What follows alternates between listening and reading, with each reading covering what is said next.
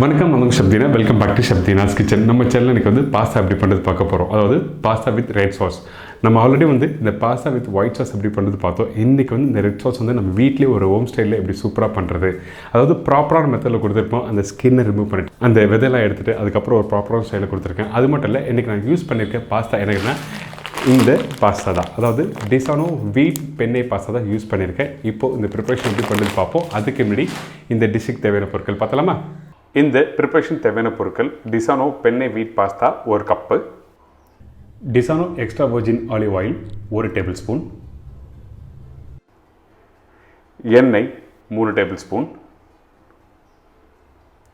பூண்டு 8 பல்லு, medium size வெங்காயம் 1,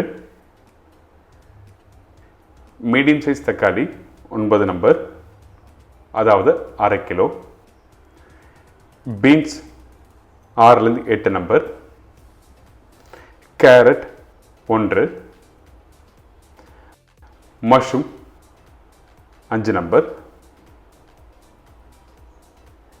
கேப்சிகம் தேவையான அளவு, chilli flakes 1 tablespoon, dry basil powder 1 tablespoon, cheese 100 gram, butter 3 tablespoon, உப்பு தேவையான அளவு,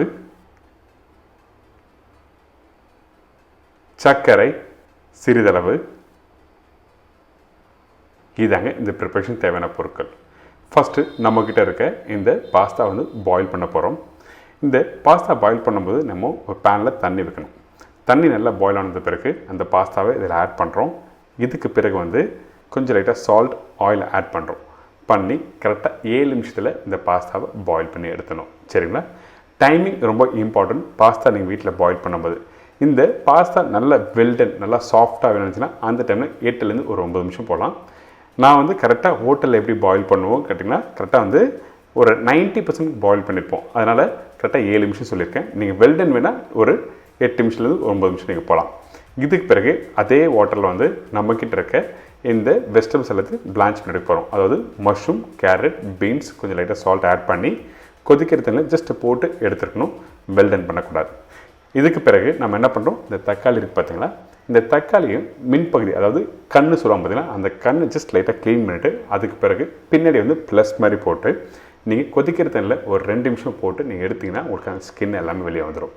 இப்போது உங்களுக்கு நான் பீல் பண்ணும்போது காமிக்கிறேன் எதுக்காக அந்த ப்ளஸ்லாம் போட்டுக்கணும், அப்போ உங்களுக்கு புரியும். இப்போ பார்த்தீங்களா, அந்த கொதிக்கிற தண்ணியில் வந்து ஜஸ்ட் லைட்டாக போட்டு எடுத்துனே அந்த ஸ்கின் எல்லாமே பீல் பண்ணி வந்திருக்கும். எப்பவுமே வீட்டில் அந்த ரெட் சாஸ் பண்ணும்போது அந்த ஸ்கின்னை எல்லாத்தையும் எடுத்த பிறகு தான் நீங்கள் ப்ரிப்பரேஷன் ஸ்டார்ட் பண்ணணும். அதே டைமில் உள்ளே இருக்க வதையும். இப்போ பார்த்தீங்களா, ஈஸியான ஸ்டைலில் நம்ம ஜஸ்ட் லைட்டாக அந்த தோலை எடுத்திங்கன்னா உங்களுக்கு ஆட்டோமேட்டிக்காக வந்துடும். இந்த மாதிரி தான் நீங்கள் வீட்டில் பண்ணணும். அதனால தான் உங்களுக்கு தெளிவாக வந்து எடுத்த உடனே ஸ்டார்டிங் அந்த மேல் பகுதி அதாவது தக்காளியோட மேல் பகுதியில் ஜஸ்ட் லைட்டாக க்ளீன் பண்ணி எடுத்துருங்க. அதுக்கு பிறகு பின் பகுதியை ப்ளஸ் மாதிரி போட்டிங்கன்னா உங்களுக்கு ஸ்கின் ஈஸியாக வந்துடும். ஒரு க்ளீனாக நல்லா நீட்டாக வந்துருக்கு பார்த்தீங்களா. இந்த மாதிரி தான் நீங்கள் வீட்டில் பண்ணணும்.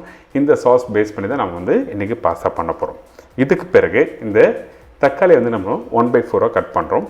கட் பண்ணி முடித்த பிறகு இதில் இருக்க விதை எல்லாத்தையும் எடுக்க போகிறோம். இந்த விதையோடு நீங்கள் கட் பண்ணி நீங்கள் சாஸ் பண்ணக்கூடாது. அப்படி பண்ணினா உங்களுக்கு வந்து சாப்பிடும்போது நல்லா இருக்காது. அதே டைமில் அந்த ப்ராப்பரான அந்த சாஸோட டெக்ஸ்சர் எல்லாமே கிடைக்காது. சரிங்களா? இப்போ பாருங்கள், ஜஸ்ட் லைட்டாக விதையை மட்டும்தான் எடுத்திருக்கேன். அதே மாதிரி தான் எல்லா தக்காளியும் க்ளீன் பண்ணி எடுத்து வச்சுருக்கேன். நீங்களும் வீட்டில் இந்த மாதிரி எடுத்து வச்சிங்கன்னா உங்களுக்கு கரெக்டாக நான் சொல்கிற மாதிரி அந்த ப்ரிப்பரேஷன் ப்ராப்பராக வரும். இதுக்கு பிறகு நம்ம க்ளீன் பண்ணி வச்சுருக்கோன்னு சொன்னோம் பார்த்தீங்களா, அந்த தக்காளியை வந்து நம்ம சாப் பண்ணி தான் இந்த ப்ரிப்பரேஷன் ஸ்டார்ட் பண்ண போகிறோம். அதனால நம்மக்கிட்ட இருக்க இந்த அகோரோ சாப்பரை யூஸ் பண்ணி தான் நம்ம வந்து இந்த தக்காளி சாப் பண்ணி ப்ரிப்பரேஷன் ஸ்டார்ட் பண்ண போகிறோம். லாஸ்ட் டைம் வந்து யூஸ் பண்ண நிறைய பேர் வந்து இதோட லிங்க் கேட்டிருந்தீங்க. நான் இன்றைக்கி இந்த வீடியோவில் லிங்க் கொடுத்துருக்கேன். கண்டிப்பாக ட்ரை பண்ணி பாருங்கள். வேணும்னா நீங்கள் பர்ச்சேஸ் பண்ணிக்கலாம் லிங்க்கில். இப்போது இந்த தக்காளியை இதை உள்ளே போட்ட பிறகு நம்ம என்ன பண்ணோம், சைடில் ஒரு சின்ன ஒரு நூல் மாதிரி கொடுத்துருப்பாங்க, த்ரெட் மாதிரி. அந்த ஆரஞ்சு கலர் பார்த்தீங்களா, இதை வந்து ஜஸ்ட் லைட்டாக இழுத்து பண்ணிங்கன்னா உங்களுக்கு வந்து ஃபைன் சாப்பாக ரெடி ஆகும். இந்த மாதிரி தான் நம்மளுக்கு எந்த அளவுக்கு வேணுமோ அந்த அளவுக்கு நீங்கள் ஃபைன் சாப் பண்ணிடலாம். இதில் பூண்டு, வெங்காயம், தக்காளி, கேரட், பீன்ஸ் எல்லாமே நீங்கள் யூஸ் பண்ணலாம். ஸோ இப்போது இந்த தக்காளி ரெடி ஆகிடுச்சு. சரிங்களா? இப்போ ரெடியானது ஜஸ்ட் லைட்டாக ஓப்பன் பண்ணிவிட்டு உங்களுக்கு காமிக்கிறேன் பாருங்கள். இந்த மாதிரி தான் சாப் ஆகிருக்கணும். இப்போ உங்களுக்கு தெரிஞ்சிருக்கும் எந்த அளவுக்கு ஃபைன் சாப் பண்ணணும்னு சொல்லி காமிச்சிருக்கேன் நான். இதே மாதிரி வீட்டில் ட்ரை பண்ணுங்கள். இதுக்கு பிறகு நம்ம அந்த சாஸ் ரெடி பண்ணி அந்த பாஸ்தா எப்படி பண்ணுறது பார்க்க போகிறோம். ஃபஸ்ட்டு அடுப்பு ஆன் பண்ணுங்கள். அதுக்கு பிறகு வந்து இந்த பேனில் வந்து எண்ணெய் ஆட் பண்ணுறோம். இந்த எண்ணெய் வந்து நீங்கள் ஆலிவ் ஆயில் யூஸ் பண்ணலாம், அப்படின்னா ரெகுலர் எண்ணெயும் யூஸ் பண்ணலாம், ஒன்றும் தவறில்லை. நார்மலாக பாஸ்தா வீட்டில் பண்ணும்போது ஆலிவ் ஆயில் யூஸ் பண்ணுவாங்க. அப்படி இல்லாதவங்க நீங்கள் வந்து டேரெக்டாக ரீஃபைண்ட் ஆயில் யூஸ் பண்ணி நான் ப்ரிப்பரேஷன் ஸ்டார்ட் பண்ணுறோம். சரிங்களா? இப்போ வந்து கொஞ்சம் கார்லிக் ஆட் பண்ணியிருக்கேன். இந்த பூண்டு வந்து நல்லா பொடிசாக கட் பண்ணியிருக்கணும், ரொம்ப இம்பார்ட்டன்ட். வீட்டில் கொஞ்சம் பெருசாக நீங்கள் போட்டிங்கன்னா உங்களுக்கு வந்து அந்த ப்ரிப்பரேஷன் அந்த சாஸோட மிக்ஸ் ஆகும்போது கரெக்டாக வராது. அதனால் ஃபைன் சாப் பண்ணி யூஸ் பண்ணுங்கள். இதுக்கு பிறகு 1 டேபிள் ஸ்பூன் அளவுக்கு பட்டர் ஆட் பண்ணியிருக்கோம். அந்த பட்டரில் அந்த பூண்டு கொஞ்சம் லைட்டாக வதங்கும் போது உங்களுக்கு ஃப்ளேவர் நல்லா சூப்பராக வரும். நீங்கள் வீட்டில் பண்ணும்போது உங்களுக்கு எல்லாருக்கும் கண்டிப்பாக அந்த ஃப்ளேவர் கிடைக்கும்.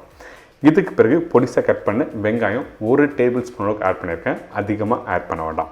ஏன் கேட்டால் உங்களுக்கு வந்து அந்த சாஸ் வந்து ஒரு 9 தக்காளி போட்டிருக்கோம். அதில் வந்து நீங்கள் ஒரு பெரிய வெங்காயம் நீங்கள் போட்டால் உங்களுக்கு வந்து வெங்காயமும் அதிகமாக தெரியும். அதனால தான் 1 டேபிள் ஸ்பூனுக்கு வெங்காயம் போட்ட பிறகு நம்ம ஏற்கனவே கட் பண்ணி வச்சுருக்க இந்த தக்காளியை இதில் ஆட் பண்ணுறோம்.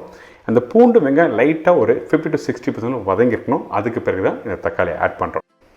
இந்த தக்காளி வந்து குக் பண்ண உங்களுக்கு கொஞ்சம் லைட்டாக திக் ஆகும். அதாவது அந்த தண்ணியெல்லாம் ட்ரை ஆன பிறகு அந்த சாஸ் மாதிரி உங்களுக்கு வந்து நல்லா கெட்டியாக இருக்கும்.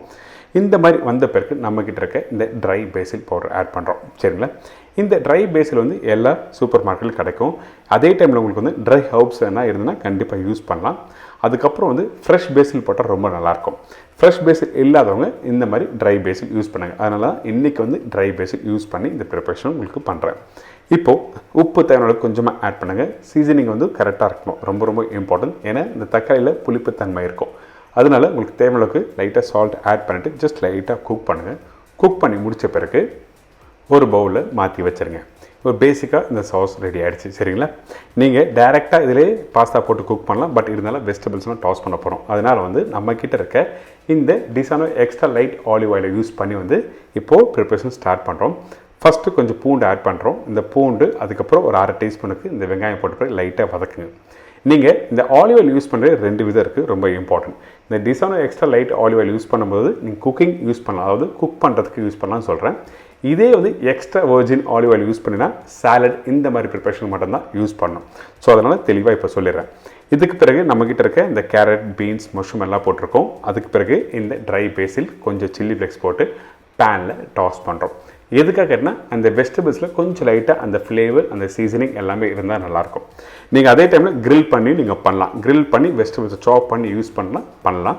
நம்ம ஆல்ரெடி ரெடி பண்ணி வச்சுருக்க இந்த சாஸ் வந்து இப்போ இதில் ஆட் பண்ணியிருக்கேன்.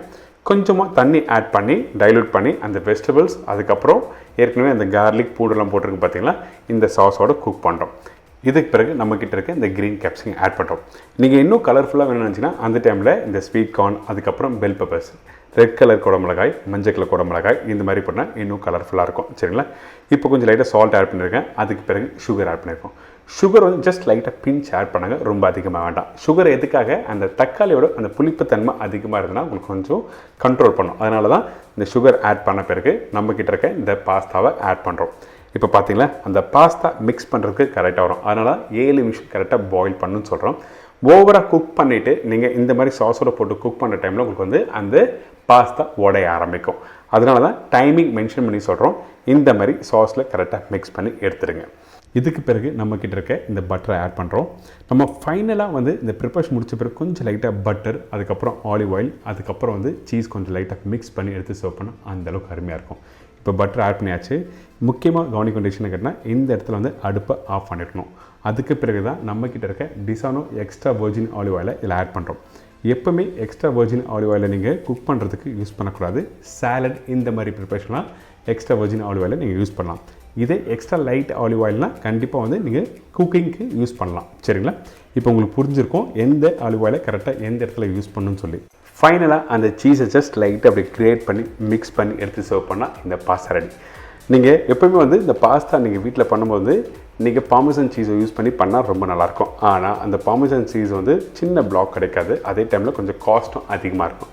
அதனால் நீங்கள் நியர்பை சூப்பர் மார்க்கெட்டில் போய்ட்டு ஃப்ரெஷ்ஷான சீஸை வாங்கி யூஸ் பண்ணினா உங்களுக்கு ஒன்றும் தப்பில்லை. இன்றைக்கி ஒரு அருமையான ஸ்டைலில் ஒரு சூப்பரான ஒரு எம்மையான பாஸ்தா எப்படி பண்ணிட்டு சொல்லி கொடுத்துருக்கேன். கண்டிப்பாக ட்ரை பண்ணி பாருங்கள். பர்டிகுலராக நம்ம வீட்டில் இருக்க கிட்ஸுக்கு ரொம்ப பிடிக்கும்.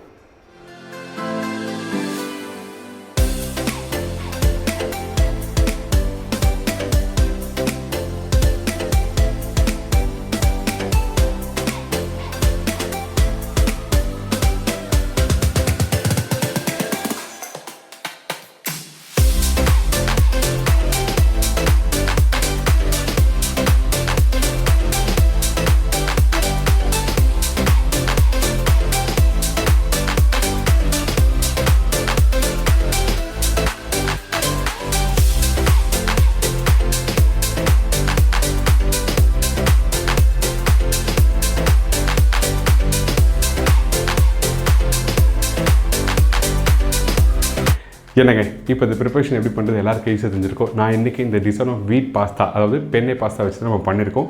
எப்படி பண்ணுறது எல்லாருக்கும் ஈஸியாக தெரிஞ்சிருக்கும். கண்டிப்பாக மறக்காமல் உங்கள் ஃபீட்பேக் கொடுங்க. இதே மாதிரி நாளைக்கு இன்னொரு சூப்பரான டிஷ்ஷஸ். நன்றி, வணக்கம், see you, bye, take care.